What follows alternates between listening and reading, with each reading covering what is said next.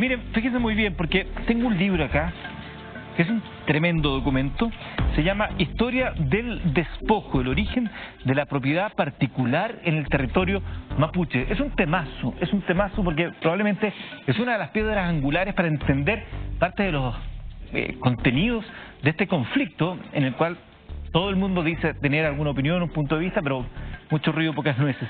El autor Martín Correa Cabrera está con nosotros acá esta noche. Lo voy a dejar aquí para que usted también lo pueda ver.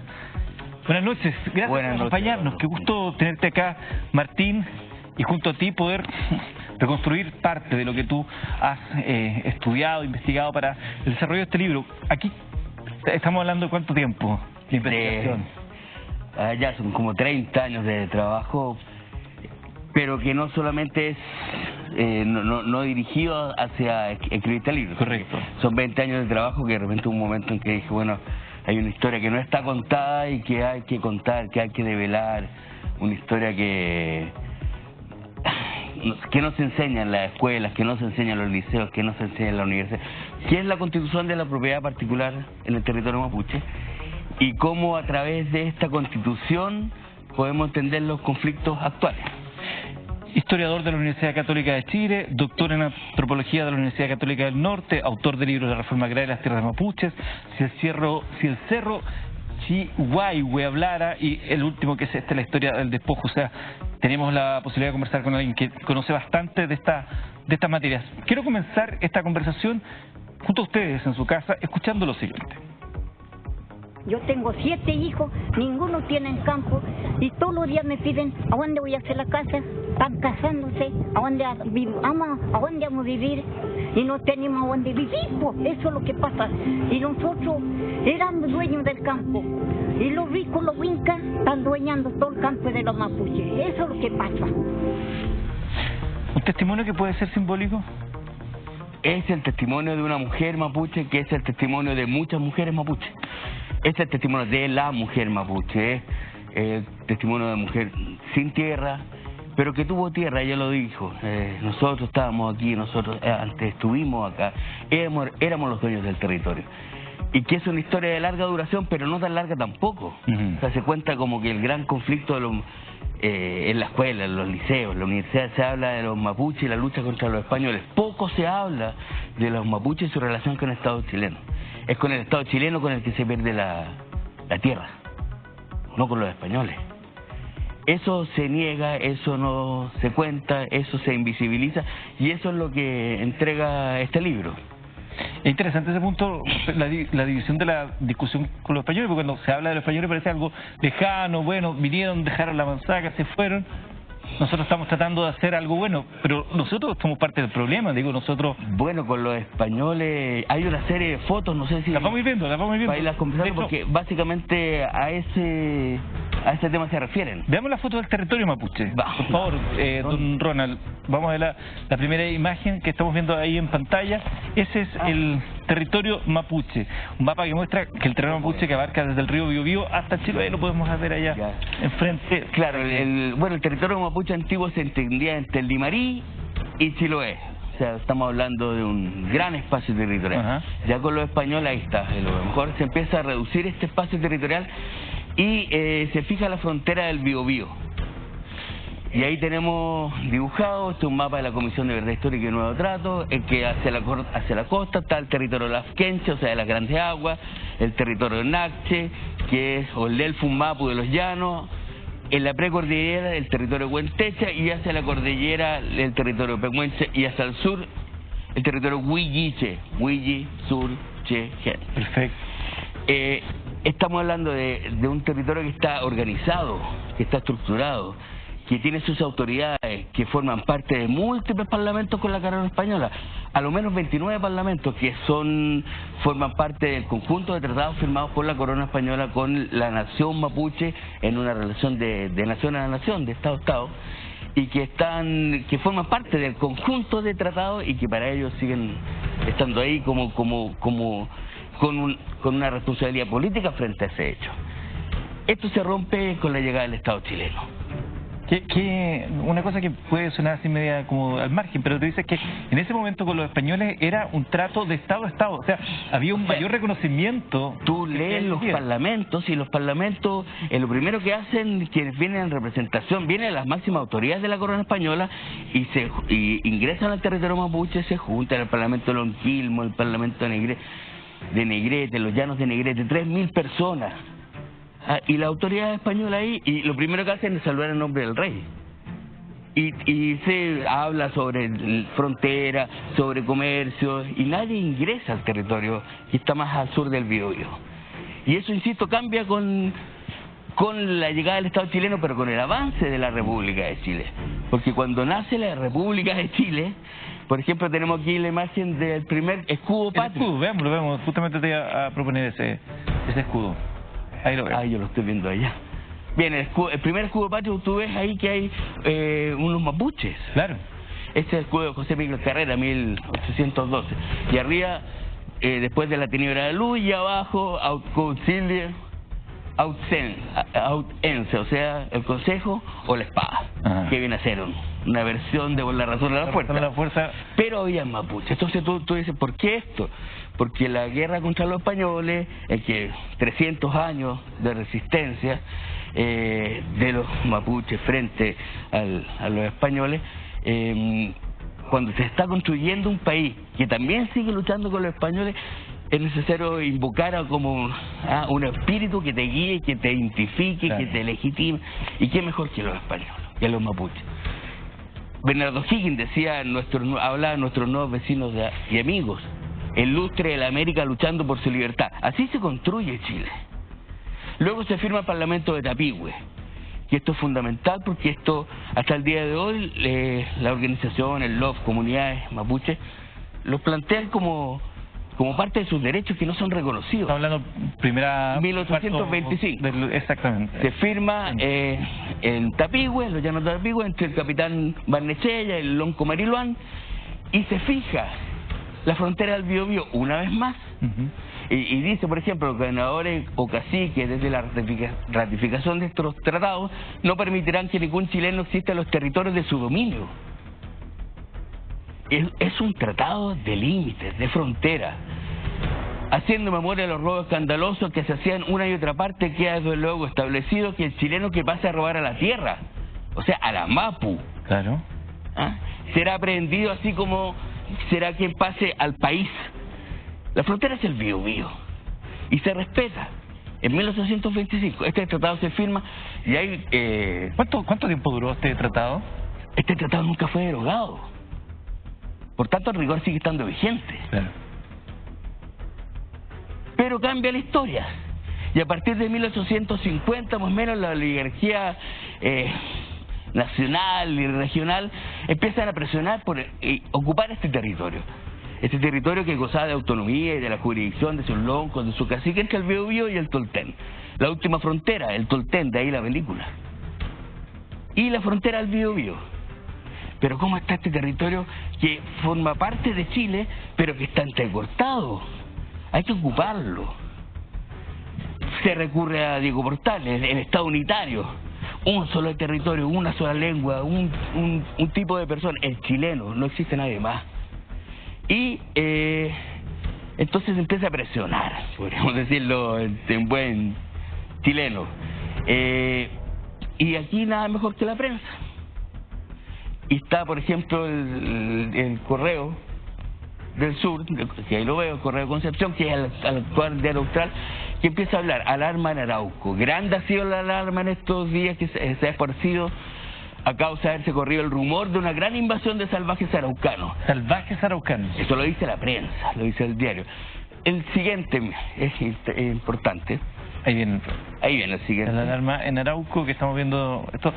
Dice ahí la fecha, mira, noviembre 10 de 1859. Previo a la ocupación militar de la Araucanía, la, entre comillas, pacificación, que de pacificación poco tiene. Claro. ¿Qué es la ocupación militar de la Araucanía? A sangre y fuego. Con todos los pertrechos de rigor, con todos los bienes, con todos los militares, con todo el personal. Oye, pero permíteme un segundo, Martín. Estamos junto a Martín Correa, autor de este libro, La historia del despojo.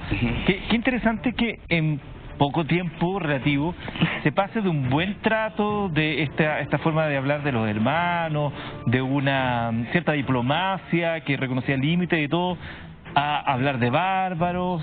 Y eso tiene que ver, desde tu perspectiva, única y exclusivamente con la presión de estos grupos oligárquicos que querían utilizar y tomarse esos territorios. Eso lo dicen en sus cartas. Es lo que hoy día podríamos ya llamar como un proyecto de desarrollo país. Perfecto, ya. Entonces, ¿qué hacemos? Está la fiebre del oro californiano, con que alimenta a mucha gente junta trabajando en el oro, con pan, de donde sacas pan, de la harina, del trigo, y donde ponemos trigo hay un territorio gigante, territorio bello, con ríos, planicies, perfecto. Entonces ocupémoslo. Y para eso cambiamos. Y ya el enemigo, el antiguo amigo pasa a ser el enemigo. Y ojo, porque aquí hay un autor que es Milan Stuklic, que habla que en realidad cambia la visión moral del asunto. Porque el mapuche sigue siendo el mismo. Si antes luchó con los españoles y era valorado, hoy día lucha contra los chilenos, o en ese momento luchaba con los chilenos y hoy día lo hace, ya no es valorado. Entonces, antes era un guerrero, hoy día es un delincuente. Un bárbaro, como lo veíamos recién. Es un bárbaro. Hay otro recorte de prensa que también vale la pena revisar. Sí, ahí está, el Valparaíso, el Mercurio. 1860. El Mercurio. Hace largo tiempo ya. O sea, viene con lo mismo. Y los bárbaros de Arauco han vuelto a traer los indios a cometer sus depredaciones en los pueblos de la frontera. La provincia de Arauco nuevamente se ve amenazada por estos bárbaros. La inquietud y la alarma se ha expandido por las poblaciones del sur. Parece un titular de ayer. Claro, con menos sutileza en el lenguaje. Claro, pero casi en la forma también. Sí, claro. Entonces, para esto, ¿qué hacen? Tú dices, hay un territorio que está ocupado por bárbaros, que además es res nullius, es tierra de nadie, porque no tienen título. Y porque no aportan al producto geográfico bruto, se diría hoy día. Claro. Y que hay que ocupar. Ese es un típico error de tratar de medir a los pueblos originarios con las costumbres que hemos nosotros heredado de los mapuches, como por ejemplo pedirle a alguien de los pueblos originarios un título de dominio, cuestión que ellos no... Bueno, es que te adelantas, te leíste el libro. Hay avanzado, porque básicamente también a través de ese sistema de los títulos inscritos ante el conservador de bienes raíces, es la propiedad única e irrefutable. Claro, esa es la vara con la que se medía. Claro, entonces, cuando tú ves esta prensa que empieza a decir que está lleno de bárbaros, que las poblaciones, los vecinos del sur están temerosos, ¿qué hay que hacer? Tiene que estar el ejército. Y además para unir a este país que está quebrado. Y además para ocupar ese territorio por lo cual, al cual Chile tiene mejor derecho. Y ahí aparece Cornelio Saavedra. ¿Quién es Cornelio Saavedra? Cornelio Saavedra es un coronel que es quien propone el plan de avance hacia la Araucanía. Entonces él dice, el plan es el siguiente, se forman líneas de fuertes, a medida que se va avanzando, se va hijuelando el territorio y se van formando hijuelas que se rematan y se le entregan a particulares hasta cerrar el territorio. Entonces llega primero a Angol, o sea, pasa por Arauco, hay una serie de fortines, sube la cordillera Nahuel Buta, tienes que imaginarte esto, sí, claro. Baja Angol, y ahí la famosa frase que le escribe el presidente: Angol no nos ha costado sino mucho mosto y mucha fiesta. O sea, alcohol y asado. Claro, sí, sí. Pero no fue así, según los testimonios de los cronistas que están que fueron testigos de este proceso, y que está contado en el libro, o sea, cómo huían despavoridos hasta que tuvieron que entregarse. O sea, un ejército con 800 personas, bien formado, que el río Imperial, todos los ríos, el río Malleco, eran navegables, entraban los barcos con armas, etc. Y dice, ya Angola ha sido ocupado sin grandes contratiempos, mosto y música. Y deciden pasar del Malleco hacia el sur, y ahí se encuentran con nuestro amigo José Santos Quilapán.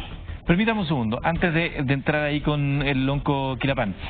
En este proceso de avance de las huestes chilenas, digamos, y del avance militar, quitando estas tierras, hijuelando, haciendo estos fortines, ¿no hubo ningún ánimo de buscar un diálogo con las comunidades, de buscar un acuerdo, de generar espacios para que se quedaran? ¿Era simplemente corretea? O sea, la idea es siempre llamar al diálogo. Pero, como decía la iglesia, la revista católica de la época, la opción es te civilizo o te mato. Claro. O sea, nosotros vamos a fundar ciudades, vamos a fundar pueblos, vamos a fundar fuertes. Mañil Bueno, el padre de José Santos Quilapán, decía, no confíes en los wincas, porque van a formar pueblos y te van a quitar la tierra. En definitiva era intégrate, pero intégrate a lo nuestro. Claro. Entonces no había razón de ser para aceptar eso. Y además que hay personajes que están descritos en el libro sangrientos. O sea, no estás negociando con cualquiera. Cuando pasan de la...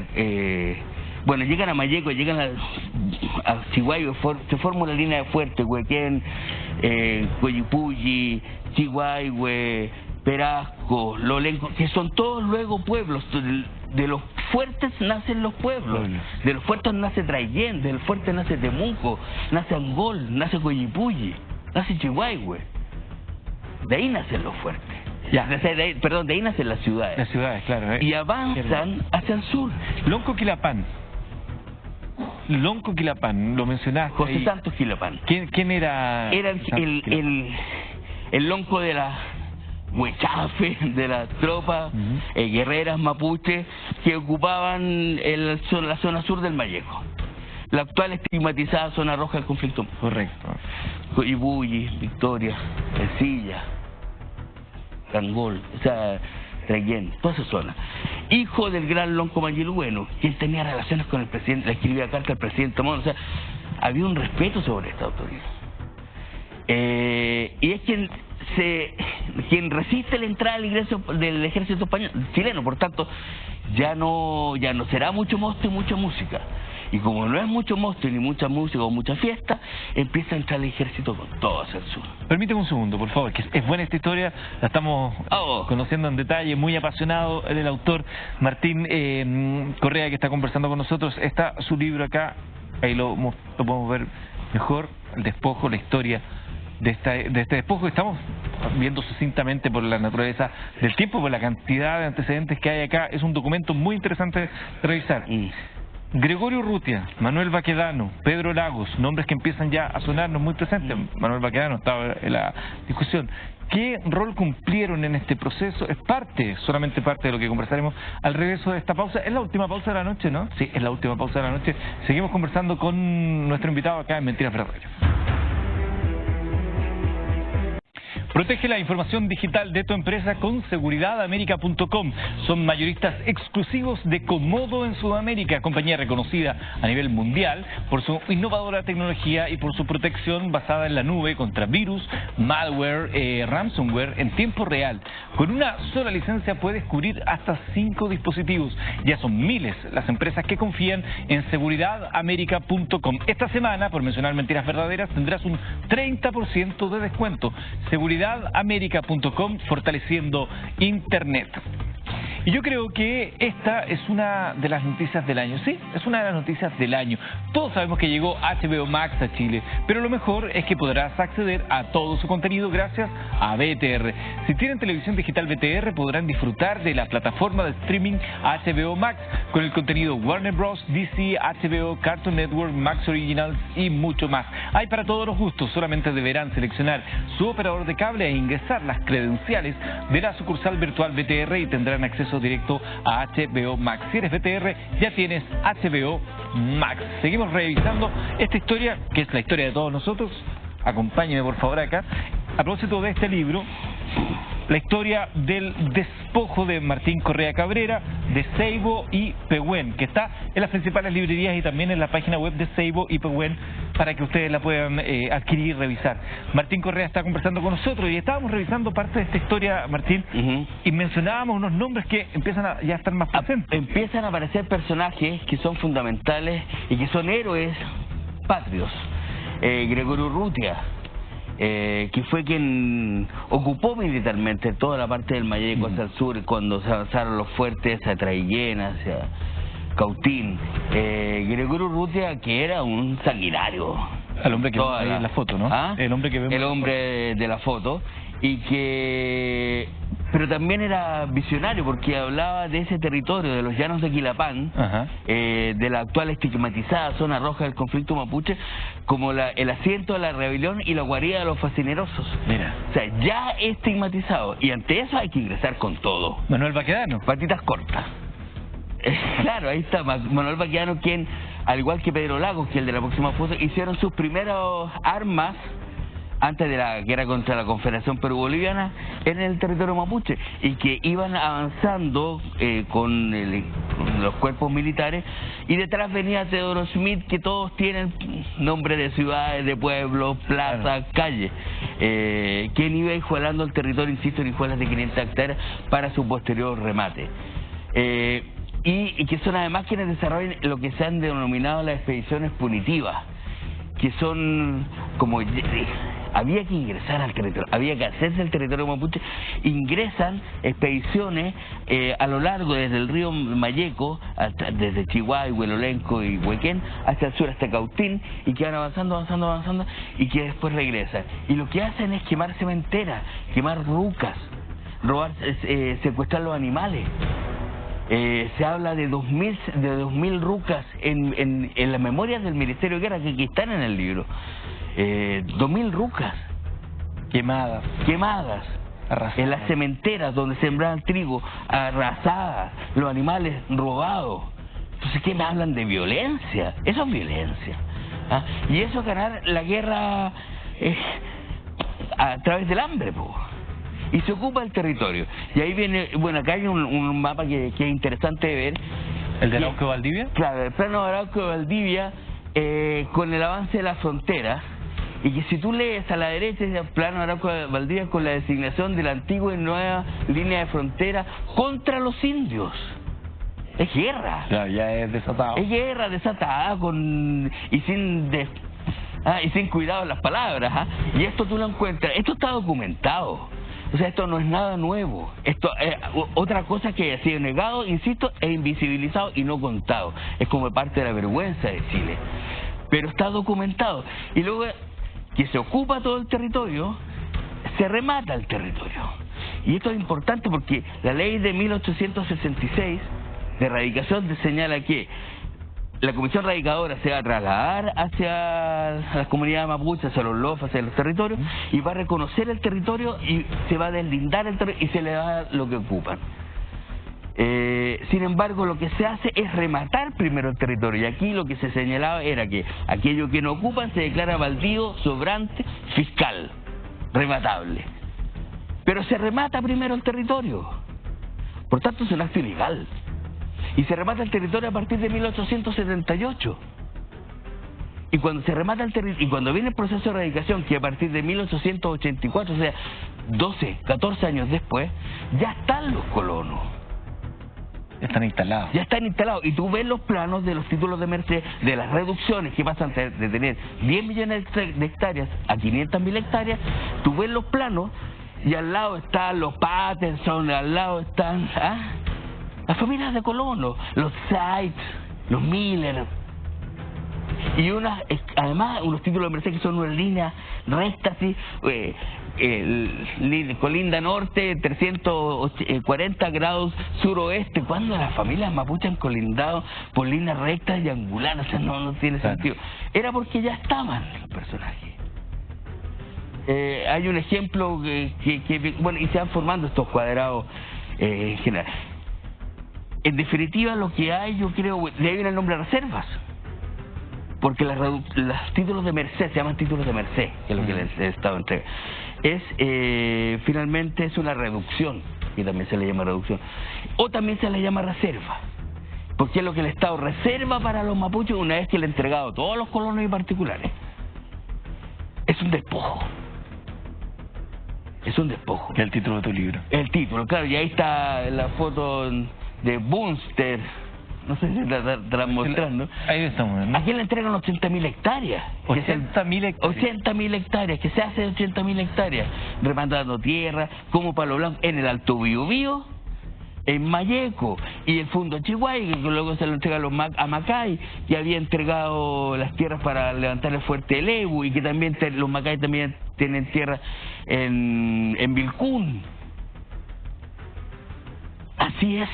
Entonces los mapuches dicen, nosotros no vendimos, a nosotros no se usurparon las tierras. Y dicen la verdad. Dicen la verdad.